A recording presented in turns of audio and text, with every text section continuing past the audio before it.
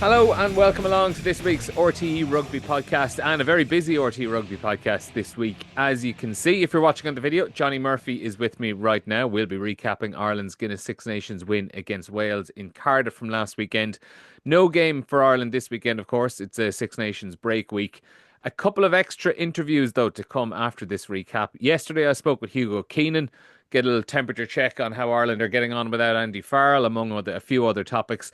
And we'll also hear from Max Deegan as well, after he captained Ireland A last weekend. All of that to come. First, though, Johne Murphy, as I said, is with me to recap Wales 18, Ireland 27. Johnny, Ireland, they kept the Grand Slam bid alive, Triple Crown in the bag, but nowhere near as comfortable as some people expected it to be. No, it kind of started off a bit like how we expected it was going to be, particularly with the Conan try. I thought that was one where we kind of just muscled up, and even the instance of how he scores that, in the act of scoring he drives back. It was. He completely overpowers, the Welsh defender. And then everything was kind of going according to plan. And the pivotal moment for me, I think, was the pass on the edge from Osborne out. I think if that had gone to hand, I think the score would have been 17-3. I think it was 10-3 at the time, or 10-6 at the time. It would have been, it would have lent itself to then kind of putting the foot to the floor and chasing the extra two tries for what everyone expected would have been a bonus point win. And then Wales, they kept fighting. They stayed in the game. Ringrose's red card. Then that was it. Then it was kind of lined up, and it was kind of careful what people were saying beforehand. It was like, look, even on some coverages, I think Rob Kearney said, this is a game of rugby. It's Wales. We don't have a happy hunting ground there. Someone gets a red card, and then it was like you could see into the future. And to be fair, they then grounded out.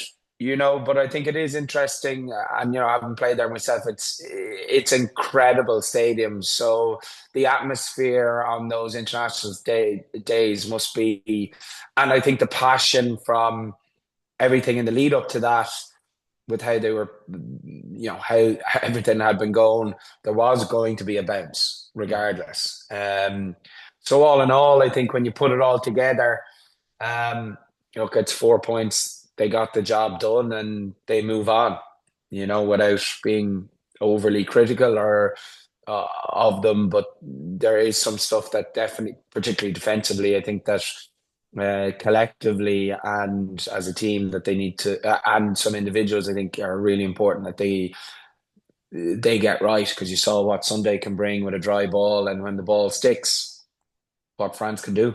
And ultimately, while it was frustrating at times and a bit of a scare, obviously, it was a far more worthwhile exercise than a 35 or 40-0 win would have been, where, if Wales had played like they played in the opening two rounds, Ireland obviously are getting a lot more out of it. I know a lot of it is picking apart some faults as well. But to go back and to give Wales their credit, I suppose, earlier on, like what you said right from the start was, Ireland dominated them early on, ran out to 10-0 lead. Their first try from Jack Conan came after Joe McCarthy just picks and goes from the base of a rock and carries 3 or 4 people with him towards the line. Bit of scrappy ball. Gibson Park pops it up, and Jack Conan just dots it down while he's holding Thomas Williams out in the other arm. And you're going, all right, this is going to be a pretty comfortable day. And they tag on another penalty, and it's looking solid enough.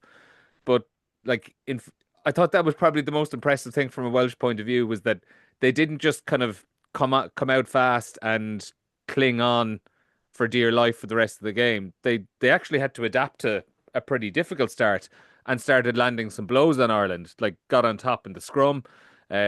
Obviously got a bit lucky with that poor pass from Jamie Osborne to Garry Ringrose, and worked their way back in through the game with a couple of penalties. And in fairness, for that middle third of the game, were definitely the better team. Yeah, they were good value for it. I think, it takes two to tango. Like, you can give a team opportunities, and sometimes they don't take them. or when you can, if some teams, when they don't execute, they can keep a team with them, but then that team, there's a sense of inevitability about some games. Like, oh, they're not going to take that. Wales took their opportunities that they were given. Yes, they probably were, through ill discipline and then inaccuracies, they were kept in the game, but you have to play your part when that happens. And I think that's probably what I suppose the Welsh people of late have been saying that they lack, that even when they got those opportunities, they weren't taking them, or they weren't keeping themselves in that fight. And there was a lot of criticism around that, but they showed grit and they stayed in the fight as well. And they took it to Ireland. They were the better team for 20, 25 minutes, really. Like the 20-minute red card, they were on top. And then it took a real, Bundee's inclusion to come back in and how immense he was. And then a couple of world-class moments gave Ireland that, put them out to the 9 points. Mm-hmm. You mentioned Bundee Aki, so let's bring him in there. I was on the live blog duty on Saturday, and I was doing player ratings afterwards, and I gave Bundee Aki an 8 when I looked back on it. On reflection, I think I might have undersold his Yeah. impact. He was absolutely incredible. Mm. I thought he was good in the moment, and then when I watched the match back, I think Monday morning I sat down and watched the match back again, and he was it just the sheer level of energy he brought when he came onto the pitch, and Mm. the if you actually look at the stats, he had a handful of tackles and a handful of carries. Not like numbers wise, it wasn't anything spectacular, but what he was just doing on the pitch and the sheer level of energy he brought, the punch he was putting into the carries, obviously won a huge jackal penalty that allowed Sam Prendergast kind of extend Ireland's lead and make it just a little bit more comfortable. But obviously, you're looking at Garry Ringrose now. We're going to assume what 6 week ban, cut in half Yeah. to 3, and a week off for tackle school. So we're almost certain he's going to miss these last 2 games of the Six Nations. But you're going to assume Bundee Aki's going straight back Mm. in there into the starting team against France. He was outstanding. Yeah, he was incredible. And I think that, I think I'm not sure Ireland, it would have been very, very tight if it wasn't a 20-minute red card, in the sense of, and there's been a lot of discussion around that, right or wrong, or how it works. But I don't think there's any, um, well, there is intent in the Ringrose incident, as in he's going in to really, physically dominate someone. So there is intent there, but I don't think there's any. I suppose, there's no filthiness in it. Like, it's not. He's not, in that way. So yeah, like that. This is what it was brought in for. But yeah, his energy, you could even see him when he was warming up, like the energy that he was ready to pop. And I think Ireland having him coming off the bench like that, um, was probably the winning in the game. That jackal penalty kind of just, summed up his whole performance and what he gave the team. He was, the picture. There is no, from a rugby perspective, there is no more warrior-like photograph than that photograph. But yeah, it was just what Ireland needed at the time, when they started to get the arm wrestle back Mm. towards their side. And then he, just as you described it already, he did apply that punch that was needed, when they got to 15 men. And it was an incredible performance, and just shows what the impact one person can have for, in terms of a short period of time, and what a bench player can give to a game coming off, when the game is still very much in the melting pot. What are your thoughts in general on the 20-minute red card? Like, take away, like, not even factoring in the Garry Ringrose incident this week, but as the overall concept of the 20-minute red card. Um, I kind of flip and flop between, my big thing on, on tackle technique is that, and I don't think they're harsh enough on it, to be honest. I think poor technique should be penalised. And until they really are really harsh on that, then, I think some penalties can be yellow cards, and I think yellows can be red more in the majority of cases, because a lot of it comes down to poor tackle technique. And I'd be big on, if you poor tackle technique, you should be penalised. Mm-hmm. If you're not hinging, if you're not controlling your feet, because what it does for the younger generation is people see this and they try and emulate it. The speed into a tackle is very important, but uncontrolled speed is dangerous. Mm-hmm. And that was what happened on Saturday. Like, Yes, people yeah. spoke about how Ben Thomas dipped into it, and obviously he does, but like, if you're looking at Garry Ringrose, you have to kind of say you're coming in there, you're pretty upright at an uncontrollable speed. Yeah, and I think, look, when you sit down and you analyze it, I think without that dip, then yes, it's a full red card, no 20 minutes. But I do think that is the one where it's not a rugby incident, but someone does shift slightly, then I think the 20 minutes is fair. And I think that, but I do think, in my opinion, poor technique should always be penalised. Whether that's someone where there's no injury to the player, it's just a headshot, or it's high around the neck, and the person gets up straight away. And sometimes they can be given as penalties because it was a clumsy challenge. For me, that should be a yellow card. And then the ones where they get it wrong completely, where there's no mitigation factors, there's no dip, no change in direction, yes, full red, end of. And then these ones where it's poor technique combined with a dip or a very late change in direction, yes, that's fine. Poor technique, and then there's mitigating factors. I think it works well. But I do think overall we need to be harsher on people with poor technique in the tackle area.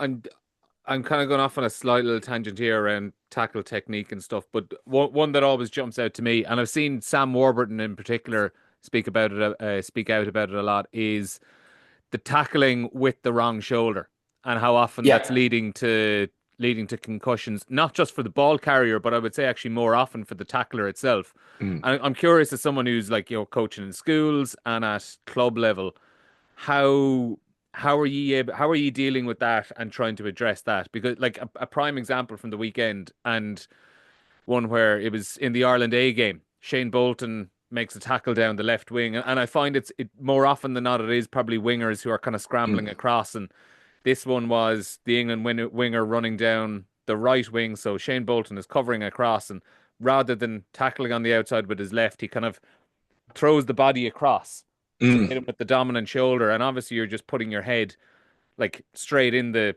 Mm. path of the collision. Now, Shane Bolton got up and he was all right after it, but it is just one of the amount of times in games you see players going off for HIAs after it, but there doesn't seem, at the elite level anyway, to be any kind of clamp down, or, Mm. like, it's probably only something that teams can do internally to try Yeah, eradicate that. yeah. I think those incidents, that's about repetition, and it's about confidence in the tackle zone and being able to control your body weight.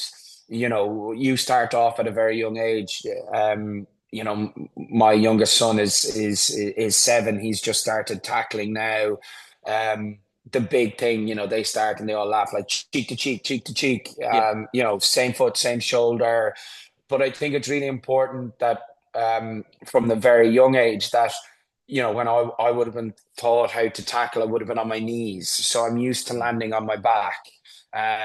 For me, a big thing now, and a big thing that I would try and work on, is that kids from the age when they start on their toes, so they're hunched down on their toes, they're hinged, but they're used to going forward Mhm. and trying to have that train their body and their muscle memory that in a tackle they go forward in a safe way. So you land on top of the person, even though it's very, very controlled at 7, 8, 9.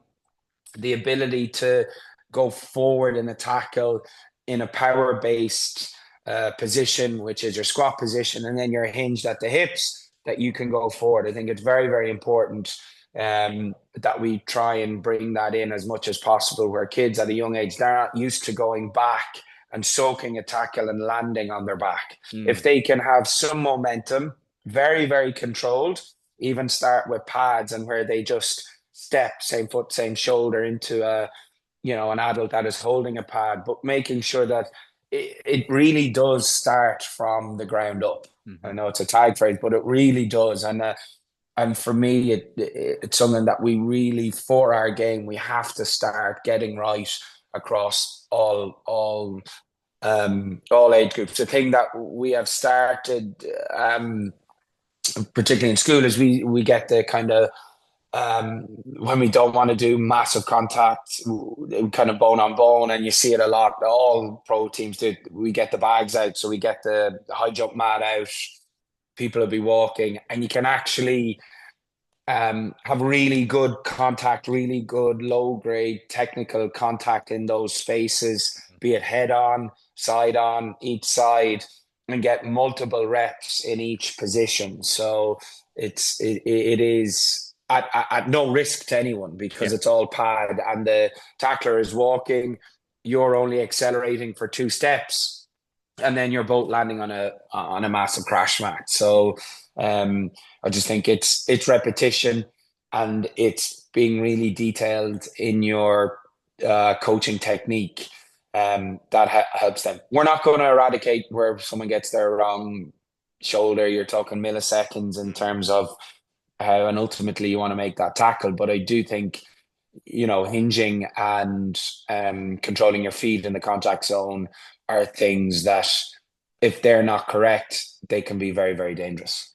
Yeah, For both. yeah, yeah, and I just wince every time I see those kind of tackles, so that's why I brought it up. I'll bring it back onto the Ireland game now, and you mentioned obviously the big positive for Ireland was, in spite of that real wobble in the middle third of the game, it's how they just stripped everything back to the basics, knuckled down, and got themselves back into control, and just kind of slowly won that arm wrestle over the rest of the Yeah. game. And the big part of that, I think the lads on Against the Head on Monday night broke it down quite well, was the kicking game, and how Jamison Gibson Park and Sam Prendergast just started spraying kicks all around the place. It was an excellently managed kicking game. And even I'm looking at the stats here. Ireland kicked 38 times Yeah. for just over 1,100 meters over the course of the game. It was only around 23, 24 in the win against Scotland. Ireland are playing a lot more without the ball in this tournament. I think in the game against England, they had 51% possession.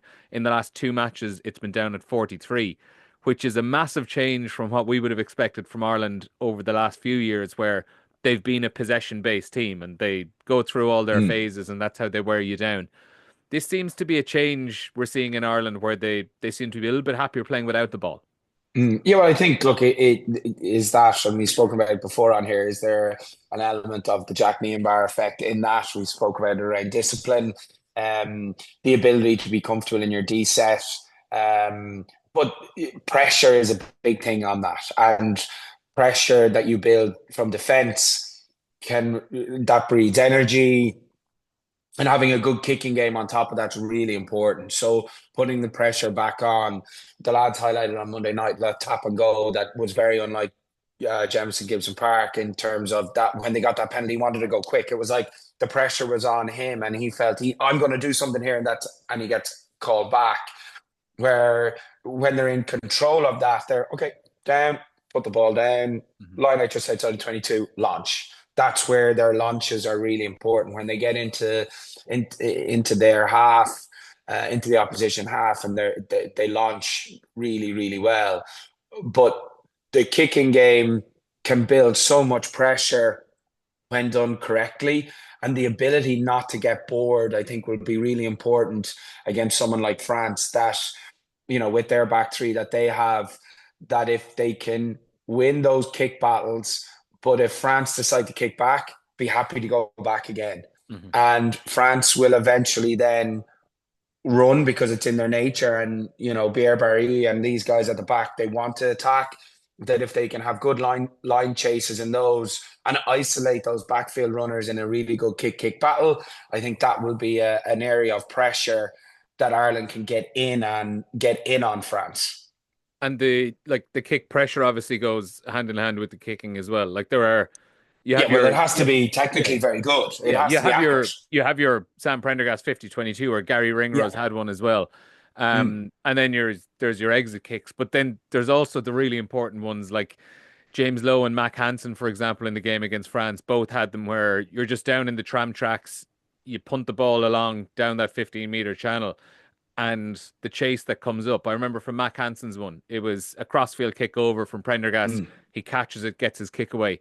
But Gibson Park and Jamie Osborne are just swarming on. I yeah. think was it Tom Rogers or Mm, it was Tom Rogers or Blair Murray who got the ball. Eventually, you're rushing them into a poor exit, and yeah. it's a 25-30 meter net gain. And the pressure that you're forcing the pressure onto them there, but you have to swarm them if you're going to build like that. Yeah. And that's where Ireland, when their kicking game is accurate, it's it's their connections that they have and their threes and fours and how they swarm around the ball and give people. But you have to remember, they've also maneuvered people around, so they've manipulated the space that space is there, and then they go to it.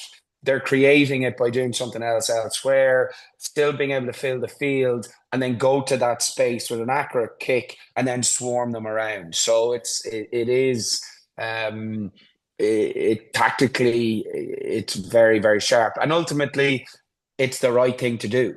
That stuff that's probably coming out of camp is, your decision on the ball is not, and that's twofold, whether it's you have a 5-on-1 and you're behind your own post. The right thing to do is actually run the ball out there. Hmm. Like you're not chasing it, you're not, but that's where the space is. So that's what you're doing. The right thing to do where Mac Hansen catches it, he can die with the ball there or hold it and then get it. But there's so much space in behind. He's two guys inside him. He can kick into that space and they can swarm them. So it's the correct and it's good positive decision making in those spaces. Do you see them? Do you see them changing the kicking pattern a little bit, like more deep kicks against France? I would just be thinking if like in terms of the contestables, those box kicks, which are leading to so much more breaking ball now than ever, just with the way the contest is left open. Like France, they're so good on that transition of Yeah. broken play. Would you expect Ireland to kind of be steering away from those kind of kicks? Yeah, well, you're going to have to do them, but you're going to have to win that. But you're going to have to win those battles. You're going to have to pick up any scraps that are there from a bouncing ball. But most importantly, you're going to have a clear, um, a clear connection in behind. So if someone wants to go up for the ball, be it the wingers, Lowe or Hansen, that in behind, that you're not necessarily having another guy pushing for any scraps. You're having a line in behind that's connected so that if the scraps do bounce France's way, that you can shut that down because that unstructured, as you said, France are absolutely lethal there. They get one offload through, and they take a defender's back, and they're up the middle. Then that becomes incredibly, incredibly hard. Where when you do kick long, and it goes deeper, at least then you're there facing into 13 lads in the front line that they're like, right, well, we don't have a whole lot to do, so we might kick it back. I Hmm. think, as I said before, I think it's important that if they do go long, that they don't get bored and continue to go long because you can frustrate them if they don't get into any type of flow.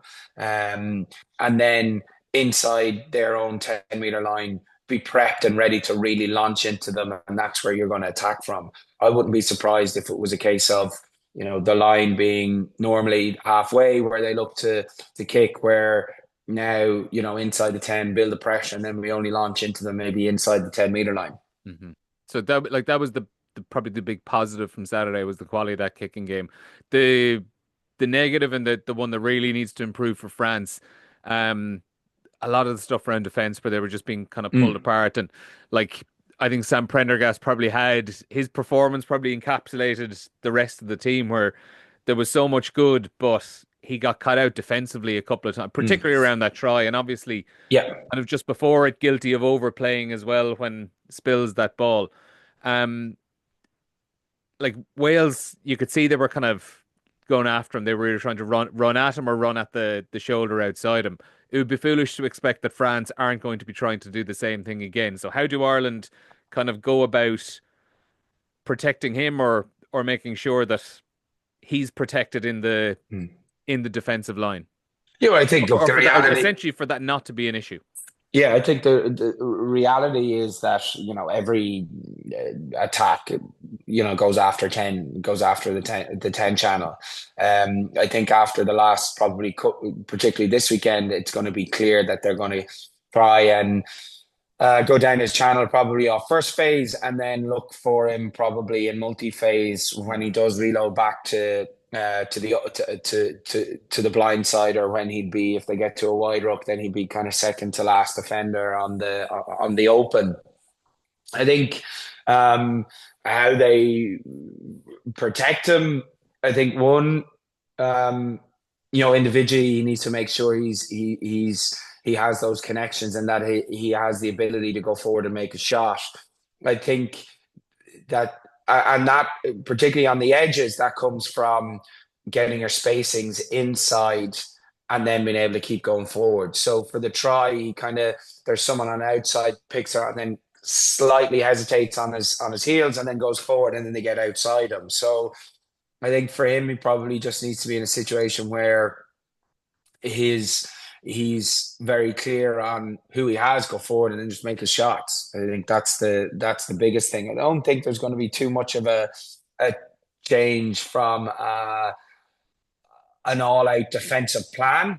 I think they just need to be better, um, particularly when in that unstructured situation, like any of those bouncing balls, like for that try, that they can get back into the connection real early and be able to kind of swarm them defensively. So that transition from attack into defense, I think, is going to be really, really important. It could be the winning and the losing of the game. If they can transition into defense off any unstructured attack that goes wrong well, and shut that French team down within two or three phases, then that will go a long, long way to getting it right. Do you expect him to start, or do you think there might be a temptation to put Jack Crowley in just for that defensive side of things? Because we have seen him at Crowley where he loves that physical contact on defense. Um, I can see why people would potentially be thinking that, but I think with what we've seen over the last three games, a big thing was that, I thought that Sam was going to be taken off at, with 20 to go, and then Yeah. Crowley comes on and only comes on for the last 5 or 6 minutes, and is out of position. So I don't really see it. I think the writing is very clear that, this Six Nations barring injury is one that they're going to really let, Sam learn from, take the good with the bad that can come with younger players, playing in their first 5 to 8 games for their country, and go from there. So I don't think so. I would 100% see why people are saying Yeah. saying that, but I'd be lying if I thought they were going to change it. I think the writing is clear and it's on the wall for everyone to see that these 6 games are for part of a development phase and an opportunity for him to really kick on and be better, Yeah. Like really, like and he has done very well, but he's also had poor moments, and he knows that, everyone knows that, but how is he going to get better? Going to get mhm. better by playing. Like, that's how people get better. Yeah. And obviously like the big positive is um by being left on the pitch, he did ultimately have a major hand in navigating Ireland out of the hole Yeah. that they'd found themselves in. And that obviously will stand to him. Yeah, Um, that's another new experience for him. You have to remember that's a new experience. He hasn't felt that before. Um, and closing that out, in the autumn, he was taken off with 2025, and Casey and Crowley come on, and they're brilliant, and they close the game out. Where these games, it's been you're in charge, you do it, and that's part of a development phase. Um, whether you agree with it or not, that's what they're doing. mhm. It's clear for everyone to see that. Final few minutes, looking ahead, the early look, I suppose, at France next week. I was saying this on Sunday. I have no idea how to get a gauge on France. I'll be totally honest. They have had three matches, two of which were utterly dominant wins, where they ran the opposition off the pitch, and then one defeat where they were so disappointing, almost Mm, embarrassingly disappointing. So mm, I have no idea what to make of them. Even when it comes down to team selection, like mm, Roman Ntamack is going to be back. Does he come back in? Because Thomas Ramos was so good at out half at the weekend. They obviously dropped Damien Penaud and Matthew Jalabert as well. What happens with them next week? Because Leo Barre looked unbelievable at full back, and mm. Adesogbe was excellent as well. Everything from performance to team selection, I have no idea what we're getting from France next week, and Yeah, it's I'm very scared by that.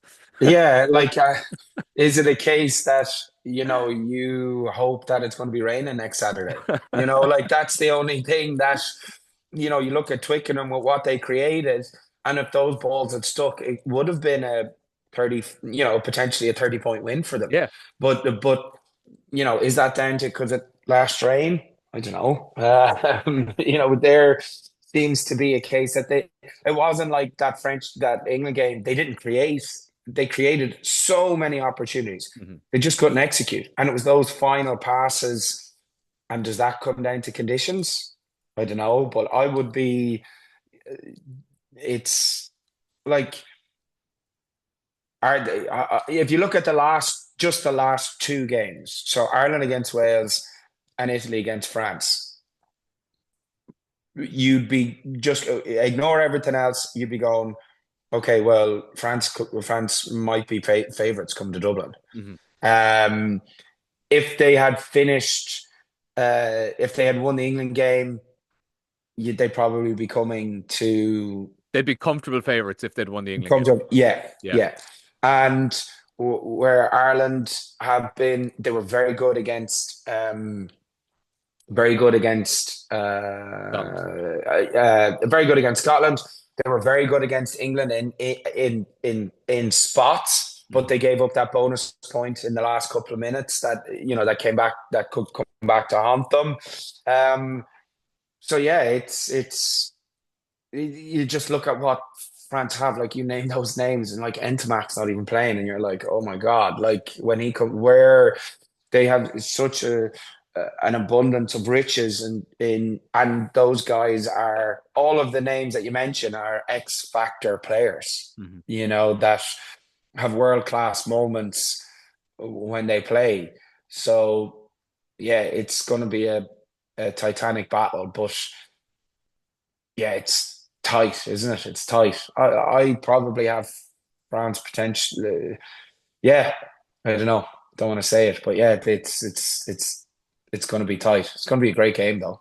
It is, and particularly because, as you mentioned as well, the way the bonus, like the fact that Ireland led England for the bonus point, and also Mm, the fact that France have racked up two big, big wins. yeah, It kind of means now, if you look at the table, if Ireland do lose to France, it's even if they pick up a losing bonus point, it's highly unlikely that Ireland could win the championship yeah, with it like factoring in a defeat to France. So mm, that actually just kind of spices things up even more. yeah, It's not just must win to keep a Grand Slam alive, it is probably must win to keep your hopes of winning the championship alive. yeah. And I think that look, it still has the same jeopardy. We all thought that this was going to be a Grand Slam decider at the start of the tournament. That's what we thought this was going to be. But with the bonus points and the points difference, it still has the same. Okay, Because of it's France's points difference, it because of almost France. is. But Yeah. yes, it's a championship decider Hmm. in reality. This game is the champion. I think because I just think with the points difference, Unless Ireland got 2 bonus points if they lost, and that might put Yeah. potentially in the driving seat. But yeah, it's it's um it's a mouth-watering tie. Yeah, it certainly is. And we'll be talking a little bit more about it next week. Thanks a million for that, Johnny. That's been great. Still loads more to come on this week's podcast. I'll be speaking to Max Deegan in a little short while. First, though, I caught up with Hugo Keenan.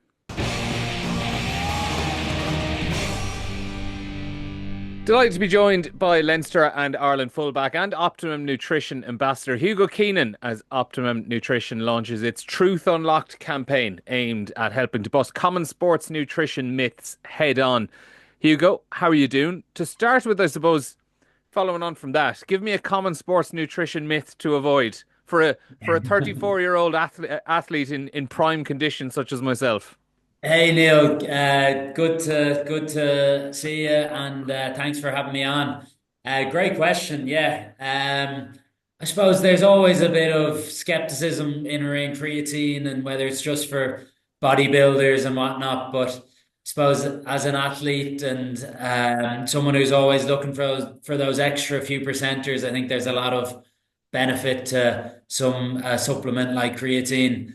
It's a hard one to get into your nutrition requirements just through meals and food. And there's a lot of benefits, whether it's through strength, endurance, power.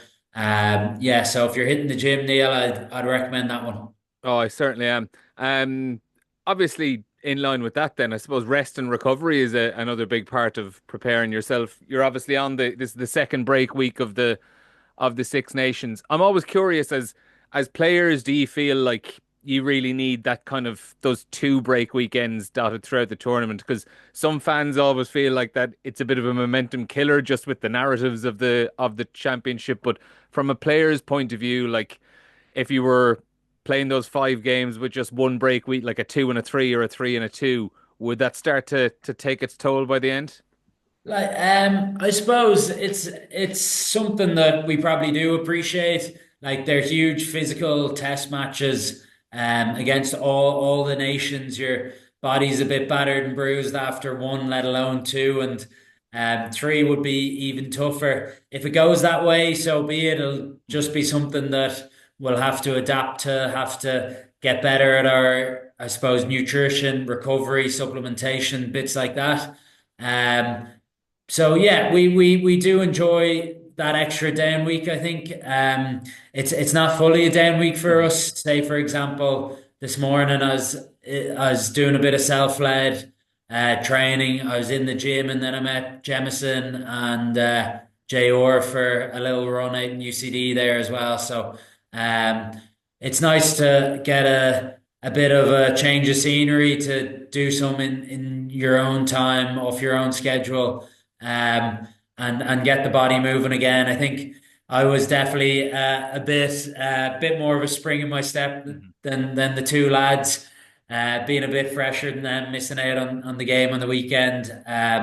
So they were sort of a bit sore, a few bangs and bruises, and we're probably spending that extra little bit of time warming up and getting the body right before they could crack into the session. So that even gives you a little bit of an example of what a bit of a weekend off or that extra week might give you. Yeah, and obviously 3 rounds down, 3 wins in a row. France and Italy still to come. I suppose the beauty of the situation you're in is now, regardless of what happens against France in whatever 10, 11 days time, you will be going to Italy on St. Patrick's weekend with a chance of winning the title, whether or not it's in your hands or whatever. But as in, regardless of what happens now, you're going into that last weekend knowing that you are going to be at the very least in contention. Yeah, I But the suppose other, we don't exactly look at it that way. I suppose we more look at it. We're three from three. We're in a great position. We're where we want to be. But I suppose our focus is on this France game. I think we're going out to win it. We want to have it in our control and in our hands. And I think it's an important 12 days now in the lead up to the French game, taking the learnings from Wales, getting back together tomorrow, training well, and getting that little head start on France that extra week gives you. So, Yeah, we know what sort of a challenge it'll be, how tough of a game and how much of a performance it'll take to beat a French side in good form. So, yeah, it's an exciting time.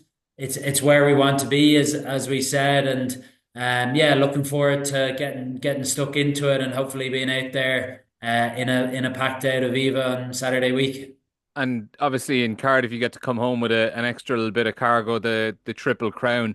It must be nice to have that as a little bit of a stepping stone during the championship, as just a nice marker to kind of to hit. Because I do remember in like 2023 when Ireland win the Grand Slam, and I suppose the Triple Crown obviously ended up being a little bit of an afterthought. It was only at the Yeah, presentation where I was going, oh God, yeah, they're getting that as well. yeah, Um, yeah, yeah. so I suppose just to have that as a nice little marker, because I think a lot of probably younger listeners or younger Irish rugby fans are probably so used to winning Triple Crowns. But I remember 2004 when Ireland won it for the first time in 20 odd years and how big a deal that was. Like it is a big thing to do. It's only been done 14 times by Ireland. Yeah, absolutely. Like it's still an achievement in itself, as you were saying, Neil. Like it's something that we were targeting, something that we were getting excited by. The fact that the first three games were going to decide that Triple Crown and the opportunity that it had, and it was that little bit of extra motivation to do it that it's a bit more in the spotlight. So it was nice. It was nice to lift a bit of silverware. It was a special moment for Dan being captain for the first time and sharing that honor with Caelan.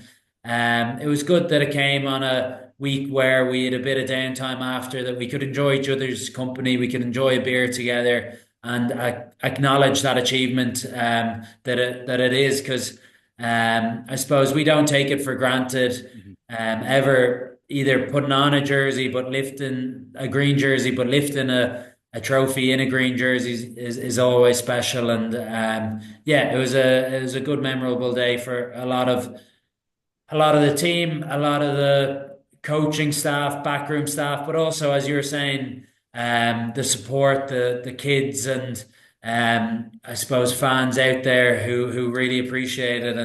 And yeah, I certainly remember growing up seeing Ireland lifting triple crowns was really cool and something exciting. Yeah, and I suppose you don't want to ever normalize that moment. You kind of you want to be able to enjoy those days. Is that something you all are very conscious of that, good days don't always come around. You may as well make the most of them when they do.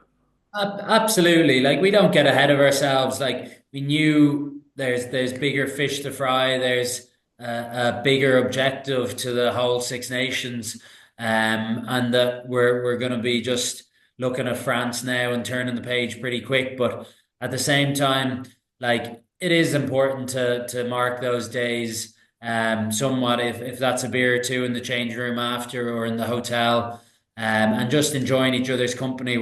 We're lucky to be in an environment where the coaches, whether it's Faz or Simon, encourage that, and they know it's an important part of growing that sort of collective nature of a squad. You obviously weren't playing on Saturday, but you were there in Cardiff with the squad. I'm always fascinated by the role maybe that like a senior player like yourself would have on a day like that, where you're not strictly obviously in the 23, but you are there and part of the party. Like, are you working with Jamie Osborne a lot in the days coming up to the match? Are you maybe in there in the changing room with them at half time to run through a couple of things, give a bit of feedback, or come kick off? Are you kind of taking a back seat? A small bit of all that, I suppose, Neil. Throughout the week, like you definitely do have a big responsibility, whether to prepare the team, whether you're in the bibs on the actual pitch, putting up Mhm.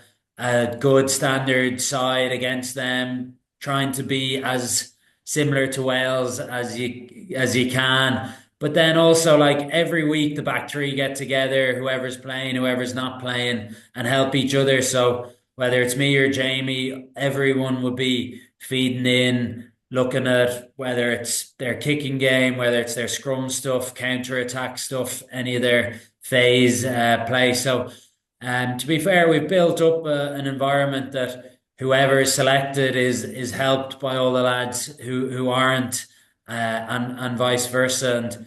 And hopefully, I was of some use to Jamie last week.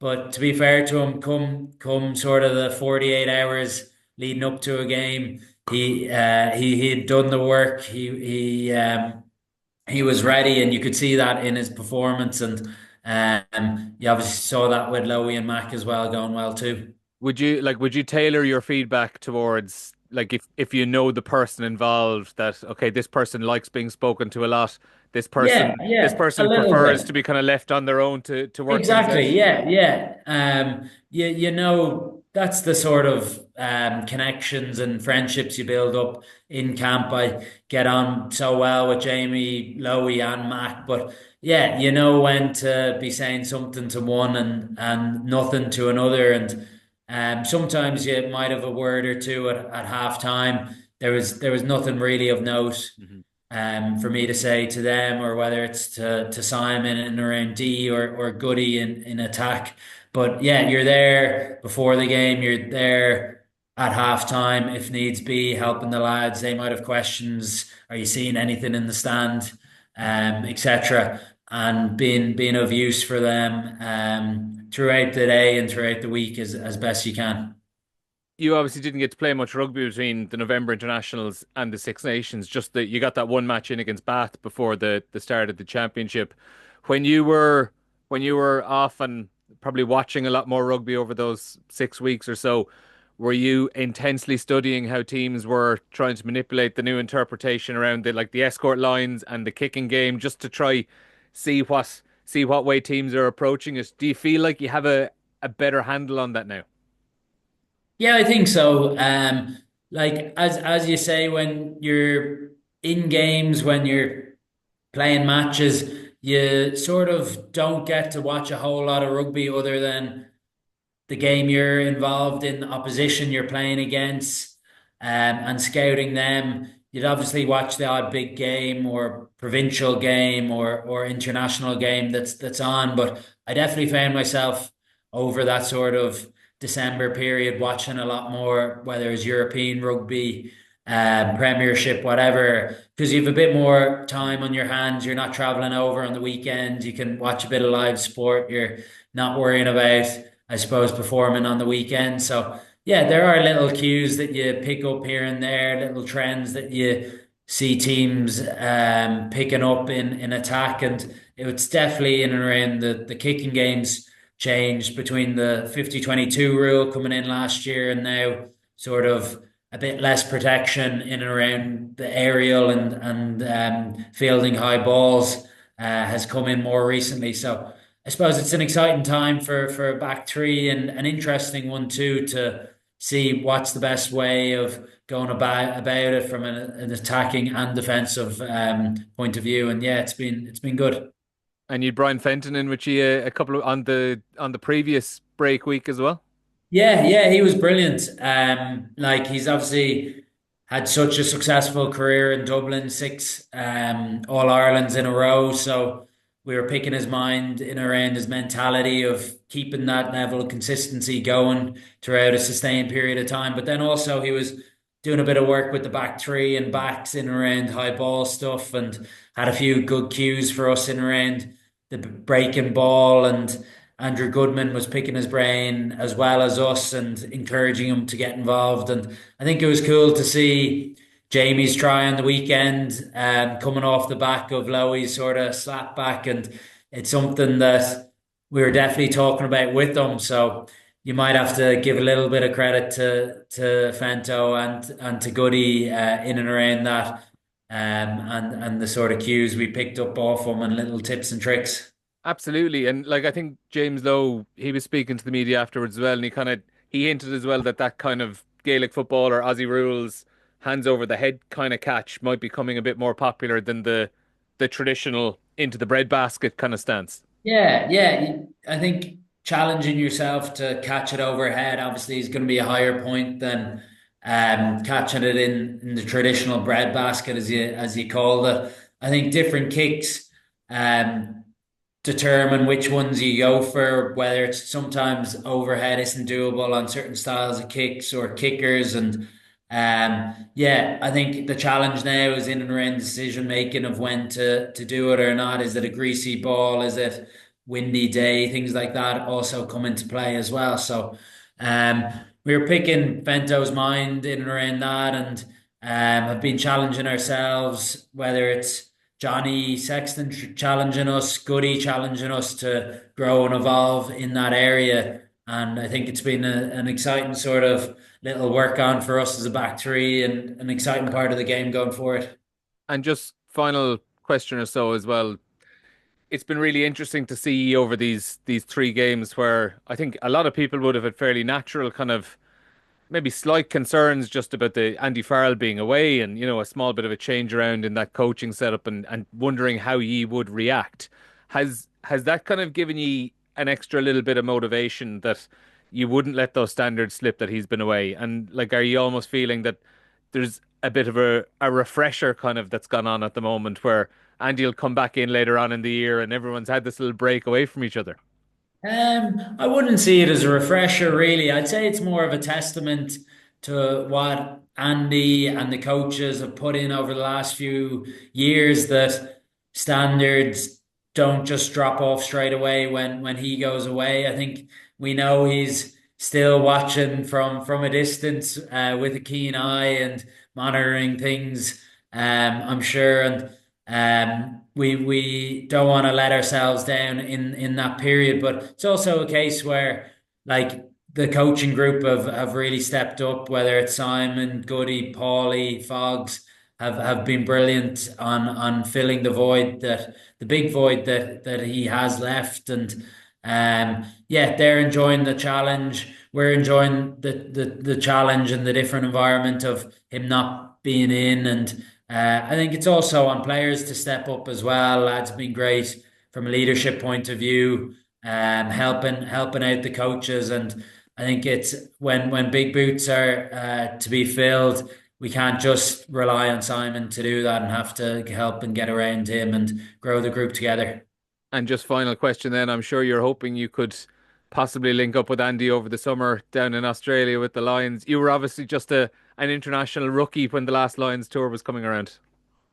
Yeah, I suppose back 2021, I was only on the scene for a year or so. It was probably too early in my career. And it's something exciting going down the line, but it's definitely something you can't get caught up thinking of.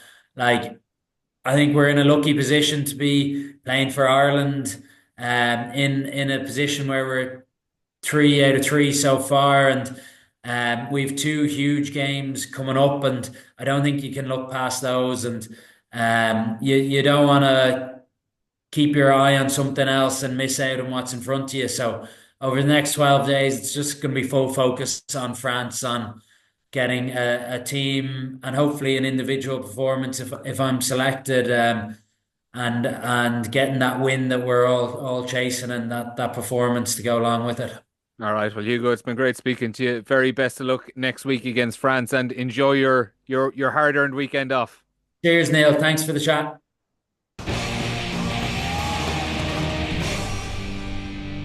Now, for the final leg of this week's podcast, I'm delighted to be joined by Max Deegan, who, as part of Leinster Rugby's partnership with RTÉ, is helping to promote Seachtain na Gaeilge. Max, how are you? Good to I'm speak. good. Yeah. No, I'm great fun. Yeah. One of my big regrets in life is not trying harder at Irish in school, and I will absolutely say I just did not try hard enough. How's your Gaeilge? I think I'm in the same boat as you, to be honest. Yeah, probably regretting not putting a bit more effort in Irish class. That's for sure. Yeah, but I suppose it is one of those things that we can obviously go and work on it now in later life. Yeah, yeah, exactly. Probably taking more ownership on that. Well, I mean, you can use it I was thinking you can use this to your benefits, of course, because, like, if you're playing against a Welsh side or a Scottish team or the French or Italians, I mean, have a few little line-out calls there in the back pocket, Oscar Elga. And I mean, if you need to, I know a lot of this stuff is pre-called, but if you need to throw in an audible up at the line, you No, can go for that and definitely. not give away the plan. Yeah, because I know what that's like playing against the South African teams. And we got last year we had Jason, and he's trying to tell us what they're saying in South African, and I'm trying to understand it, and then so maybe we should try to flip it on them and do something Irish. Absolutely, absolutely. Listen, you're back with Leinster this week, home against Cardiff on Saturday. I do want to ask about your experiences with Ireland Day, though, because we spoke to you last Tuesday ahead of the game. You were obviously really looking forward to it. It obviously was a difficult afternoon. So many things Yeah. went against you just with the injuries and the weather conditions. It ended up being a very messy afternoon. But was it a worthwhile experience overall? Yeah, it was definitely a worthwhile experience. I thought we started the game really well, really competitively, like a score piece, and we could even have one or two more. And then obviously when the injuries happen and you lose 110, you lose another 10, you lose one of your back threes and you've only got two backs on the bench, then you end up with having me on the wing for 30 minutes, which is not ideal. Um, but no, definitely worthwhile experience, great experience for all the younger lads and then even some of the older lads getting back in the mix and back in the campus and chatting to the coach and things like that. I was curious when that happened. Obviously, you going out onto the wing for a good chunk of the second half. Had that been discussed in advance that look, because obviously you were going 6-2 on the bench and there are risks involved with that. Was it decided in advance that if there is complete injury mayhem and we do have to move a backer out into the back line, that it would be you, or was that an in the moment you as captain saying, "Do you know what, I'll just move out here and take this one on"? It was actually, well, like, sure, we only had 1 week to prepare, so we didn't really have every eventuality ironed out before the game. We kind of briefly talked about it, and then we said, look, we'll figure it out on the pitch if anything like that happens. We're all smart rugby players, so we can figure it out if it happens. So, yeah, just decided we'll throw me on the wing and bring on one of the other lads. Yeah, and like I suppose the game itself was just probably the end point of the week, but as yourself and who else we were chatting to, Mike Prendergast and Shane Daly as well last Tuesday as well. A huge part of that was just about the whole experience of the week, and for maybe fellas like yourself getting back into the HPC to get some face time with the right people. For other players at the earlier stage of their careers, it was like their first step in towards the senior environment. As a whole week, I'm sure it was a very worthwhile, challenging, enjoyable experience. Yeah, definitely. Like really enjoyable meeting all the lads. There's so many players in the squad that I'd never met before. So, getting to meet them and have a bit of crack with them, that was the main focus at the beginning of the week was just, build those connections. You have a week to go up against an English A team. You need to make sure that you first of all know each other's names and then make sure you know how each other play and things like that. Was there anyone in there whose impression changed on you? That you maybe only would have played against them, but maybe you got to know them a little bit better. Anyone in particular that you found to Um, be a good hang? to be honest, I found them all very sound. It was probably some of the, to be honest, all of them. You go up against them in interprovincial, and you're not they're not your biggest fans, and you're not their biggest fans. So, but then, when you meet them one on one, you have a bit of crack with them. They're all sound. They're all great blokes. Yeah, one of those things where it turns out when you're on my team, we actually get on just fine. Exactly. Yeah, it's going to be annoying now. We play against them, and I'm trying to, hate them again. And obviously that, like, I mean, you were you were all kind of kind of mingling around the HPC, but you were training separately to the senior team just because you couldn't fit that many players on a pitch at the same Yeah, time. Would you yeah. have had a chance to get any FaceTime with like Simon Easterby, the senior management, any kind of feedback coming off the back of the week? Not since the game. Mainly maybe a little bit through more so like Sean O'Brien. Obviously, he was involved in the coaching staff, so been chatting to him over the last 2 days about you know things that he was happy with and things that the coaches are seeing and things like that, which is great. And then during the week last week, it was nice to just even just catch them for a minute or so walking by the facilities, chat to them a little bit. It's always great to show a face in that regard. Absolutely. Something else you spoke about last week that kind of wanted to follow up on as well, like the level of back row kind of talent right around the country. It just seems to be a position Ireland have been producing in for years now. And it kind of became relevant last week where Caelan obviously misses out through injury ahead of the Wales game. And, he'd played 42 matches in a row for Ireland, which is just a Yeah. staggering number, and was pointed out maybe had it not had his endurance and durability not been so good, maybe yourself or Nick Timoney or Gavin Coombs might have picked up a few more caps across Yeah, the yeah, yeah, last few yeah, yeah, years.